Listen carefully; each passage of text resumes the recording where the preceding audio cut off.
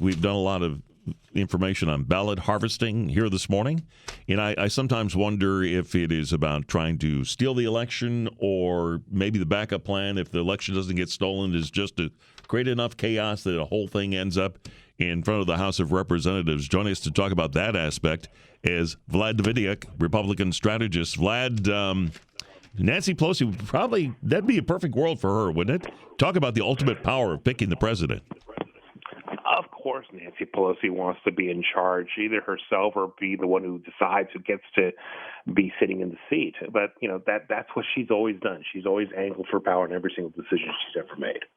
Well, the way it is set up constitutionally, though, if you don't get enough electoral votes, or if it gets hung up in terms of the counting, well, then it does really, truly go to the House of Representatives, which she controls, if they retain control of the House in the election.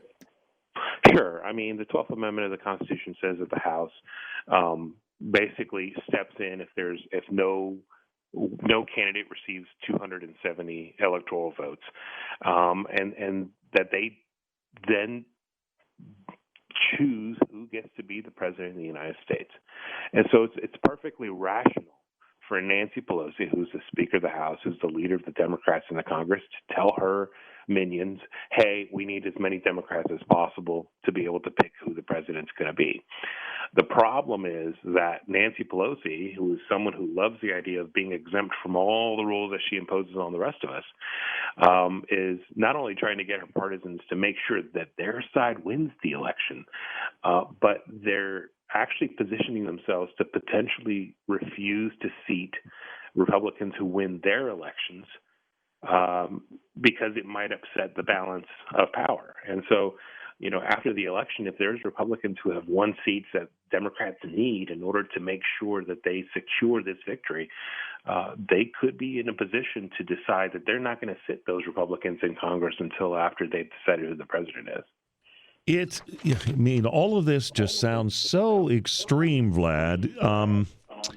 Wouldn't you think there's going to be, if this happens in any way, shape, or form, is there just going to be a huge outcry all across this country? Look, it's less than 50 days to the election, and what Nancy Pelosi and Democrats are doing is preparing for a knockdown, drag-out fight in the House of Representatives to seize power if that opportunity presents itself. And it's going to disrupt not only our democracy, it's going to disrupt the confidence Americans have in the way the election is representing our democracy. But then again, this is not something that we should not have expected from Nancy Pelosi. This is exactly what we should expect from Nancy Pelosi and the Democrats. They tend to choose the option that gives them the most power. The rest of America be damned. Rather than trying to find a way to express their ideas and sell their ideas to the public and get support in that way, they're trying to position themselves to be able to benefit logistically, even if they have to steal the election. She has the power to not seat people who are actually elected? Well, the way it works is Congress basically chooses to determine whether or not a candidate has actually succeeded in an election if it's close.